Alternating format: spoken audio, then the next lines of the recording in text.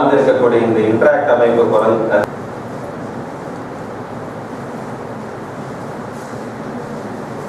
யுஎஸ்ஏல